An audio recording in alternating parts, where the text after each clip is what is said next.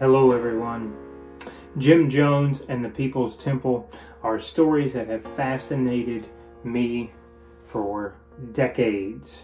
As soon as I could start researching true crime, this one was an immediate one that popped up, and reading The Raven by Tim Ritterman was the main reason that I continued to dive into this subject with great interest. When you step to the door, you can do but step that way. It's the only way to step. The choice is not ours now. It's out of our hands. If you have a body that's been crippled, suddenly you have the kind of body that you want. A little rest. A little rest. It feels good. You've never felt so good, family. I tell you. You've never felt so good is how that feels.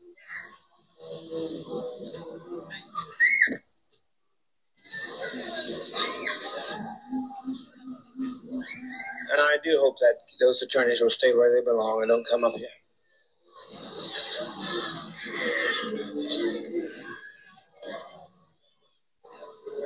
What is it? What is it? Get what? It's hard. It's hard. Only at first. Only at first is it hard. It's hard only at first. Living, you're looking at death. Living is much more difficult. Raising up every morning and not knowing what's going to be the night's bringing. It's much more difficult. It's much more difficult. Today we're going to take a look at Jim Jones and his People's Temple, how he built this congregation, took them from small town Indiana to San Francisco, and finalized the entirety of these people in the remote jungles of Guyana that left over 900 people dead.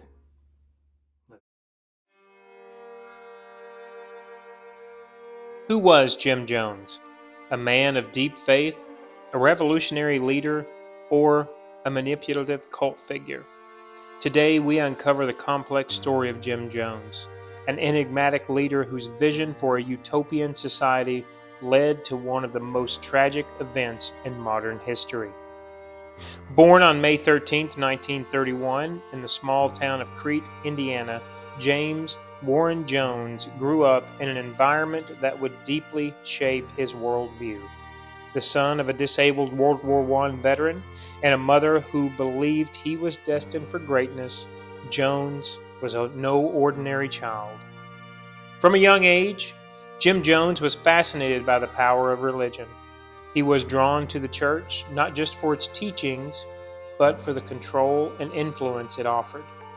Friends and family recall his early obsession with death, his penchant for dramatic sermons, even as a child, and his early experiments in manipulation and control. In the early 1950s, Jones founded the People's Temple in Indianapolis. His message was one of racial equality, social justice, and communal living, a message that resonated deeply in a time of civil rights struggles and social upheaval. But from the very beginning, Jones' charismatic leadership was accompanied by a darker undercurrent.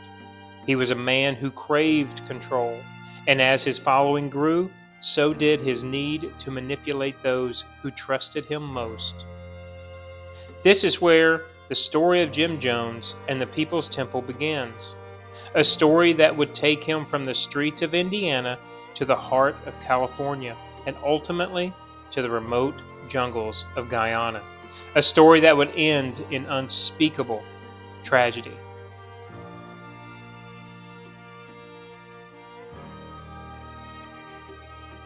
As the 1960s unfolded, Jim Jones saw an opportunity. America was a nation divided by race, by class, by ideology. The civil rights movement was gaining momentum, and for many, the promise of equality seemed like a distant dream. It was in this climate that Jim Jones began to expand his influence, moving his church from the small town of Indianapolis to the bustling, progressive city of San Francisco. San Francisco in the 1970s was a city ripe for change, and Jim Jones positioned himself as a leader of that change. He built the People's Temple into a social and political force, attracting thousands of followers. The church's message was one of hope, equality, and activism. For many African Americans, the People's Temple offered a rare promise of racial harmony and social justice. But Jim Jones was more than just a preacher. He was a master of manipulation, skilled at reading people and understanding their deepest needs and fears. He used this skill to grow his congregation, offering not just spiritual guidance, but a sense of purpose, belonging, and safety in a world that often felt hostile. Jones' message was appealing, but it came at a cost. Behind the scenes, he was tightening his grip of his followers, demanding loyalty and obedience. The People's Temple was no longer just a church. It was becoming a movement, with Jones at its center. Jones understood the power of politics and sought to embed himself within the fabric of San Francisco's political scene. He courted the favor of influential politicians, including Mayor Greg Moscone and Assemblyman Willie Brown. These connections gave him legitimacy and protection, allowing him to operate with little scrutiny. The media, too, played a role in Jones's rise. For a time, he was celebrated as a visionary leader, a man who built a multicultural, multiracial community that stood as a beacon of hope in troubled times. But beneath the surface, darker currents were beginning to stir. As the People's Temple grew in power and influence, so too did Jones's paranoia and need for control. He began to see enemies everywhere, in the government, in the press, even among his own followers. It was this fear that would ultimately drive him to take his congregation to the remote jungles of Guyana in search of the perfect utopia. But the seeds of tragedy were already sown. Jim Jones was no longer just a preacher. He was becoming a political and spiritual force, one whose ambition and control knew no bounds. But as his power grew, so too did the dangers lurking beneath the surface.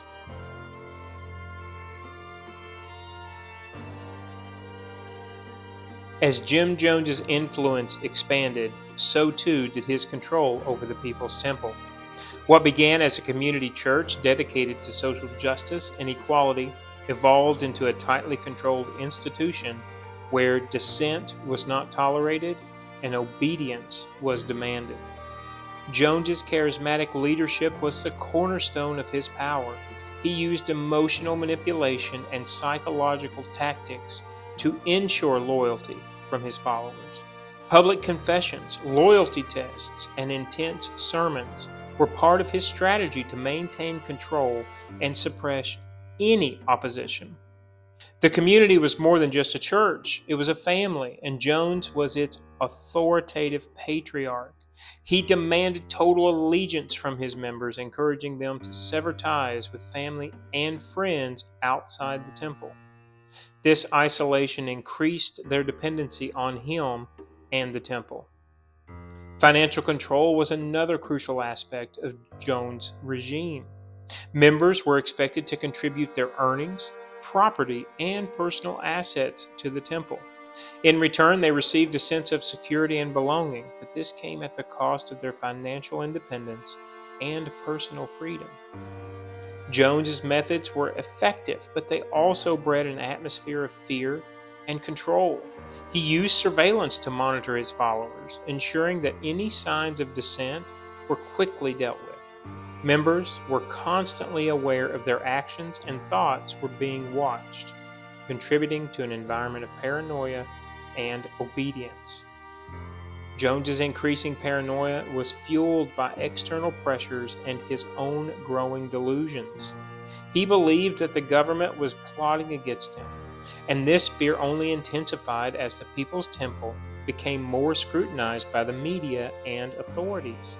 He began to preach about revolutionary suicide as a form of protest against perceived oppression, further entrenching the control he had over his followers. The People's Temple expansion into social services and politics had initially brought them acclaim. But as Jones's control became more authoritative, the veneer of a benevolent community began to crack.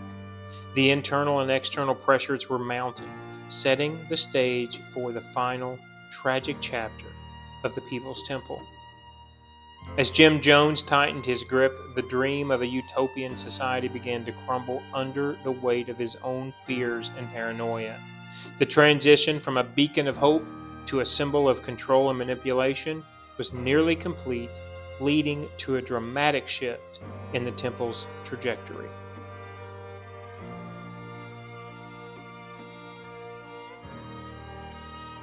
In the mid-1970s, amid mounting pressure and growing paranoia, Jim Jones began planning a radical solution to his problems: a remote escape from the scrutiny of the outside world.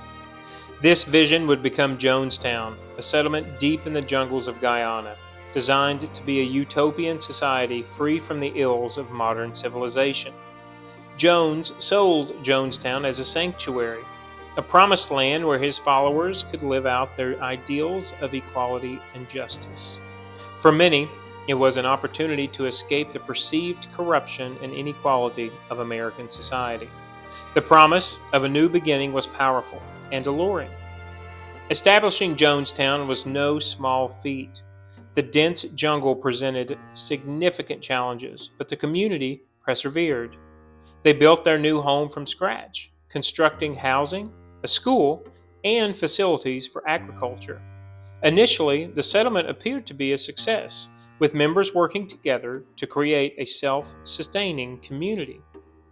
In the early days, Jonestown was portrayed as a model of Jones's ideals. The community lived and worked together, cultivating crops and building infrastructure. To the outside world, it seemed like a promising experiment in communal living and social justice. However, the idyllic facade began to crack.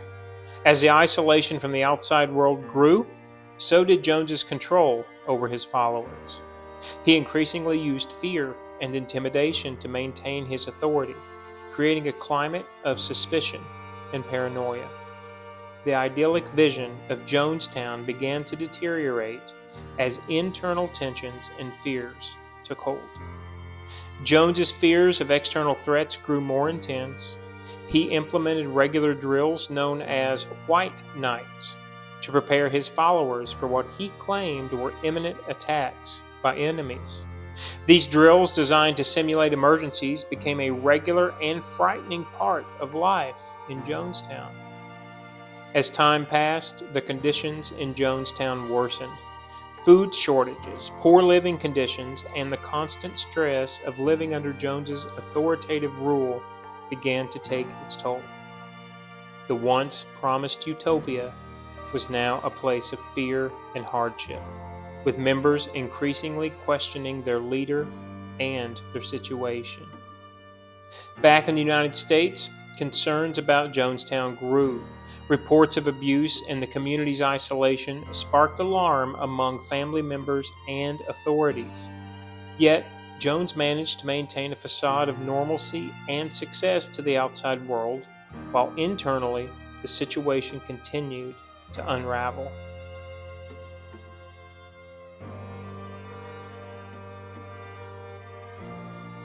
As Jonestown's isolation deepened, so did the strain on its residents.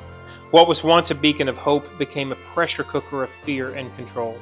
Jim Jones's growing paranoia began to manifest in increasingly drastic measures to maintain his authority. One of the most disturbing aspects of life in Jonestown was the White Night drills.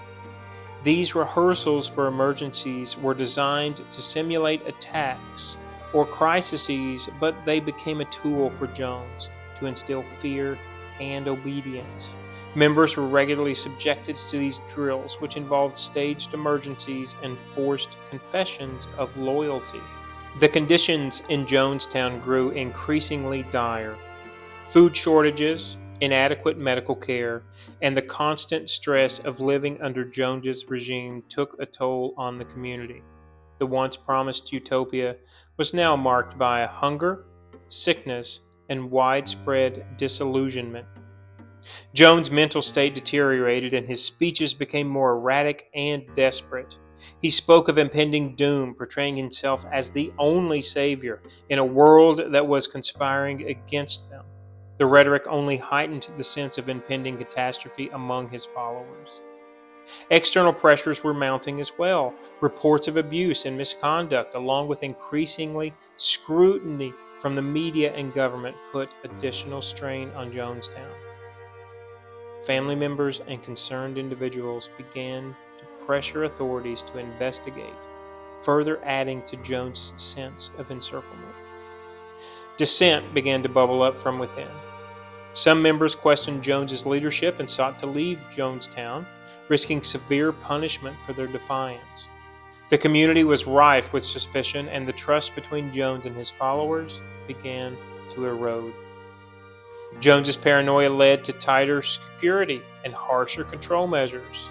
The once tight-knit community now lived in constant fear, with Jones's authoritative tactics creating a climate of distrust and anxiety. The sense of impending doom was palpable as the community struggled to hold on.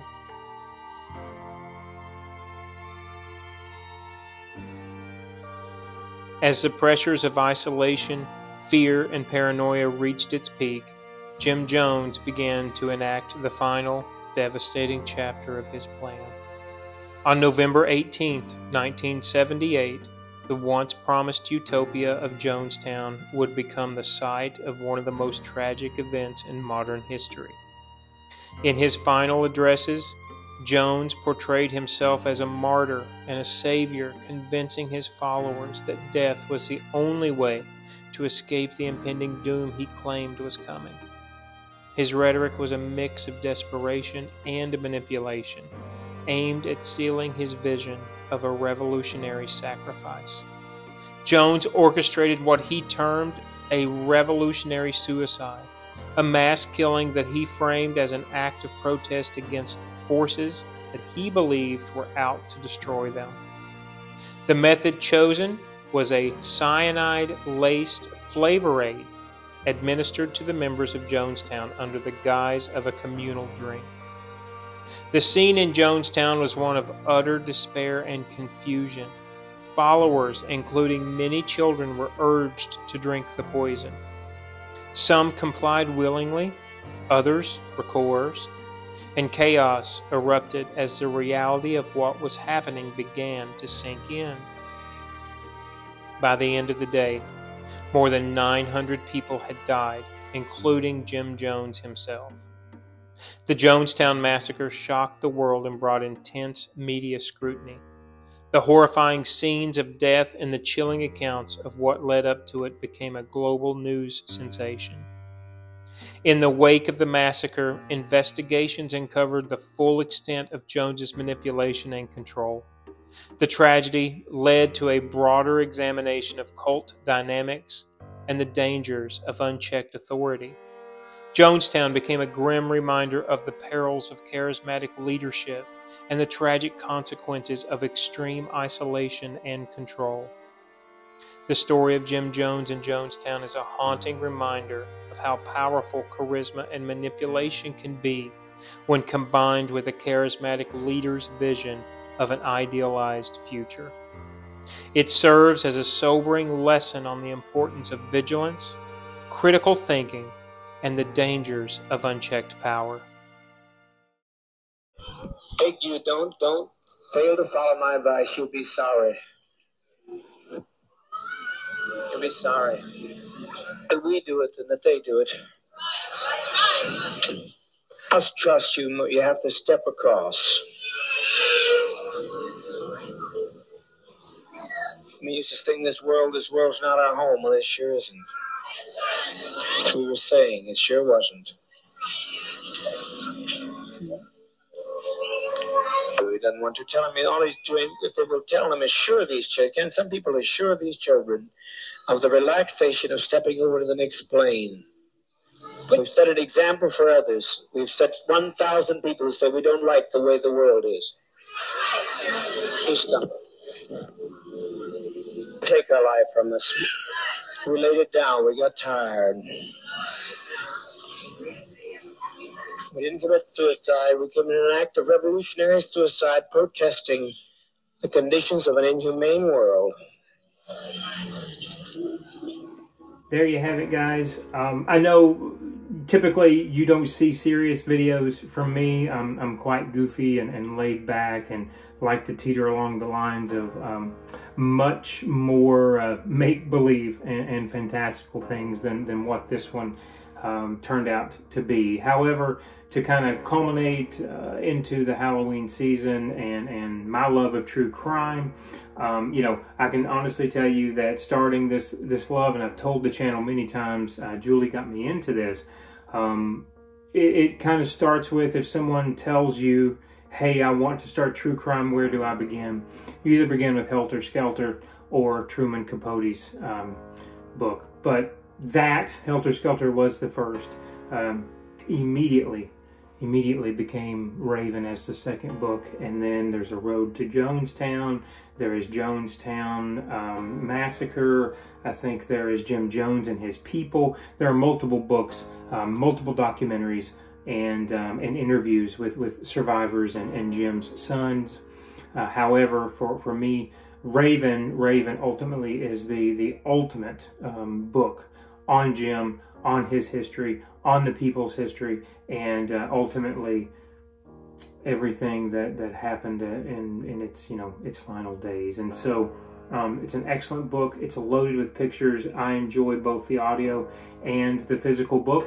And if you really want to know beginning to end and get into the mind of Jim, this is the one that you read. This one is an encyclopedia. I think it's well over 1,100 pages, and I just finished the audio book for the third time and decided I wanted to make a video to kind of dive into further accounts to show the channel. So as always, thank you for joining me, and happy spooky season as we wind that up. Happy Halloween, and I'll see you again next time very soon on another video.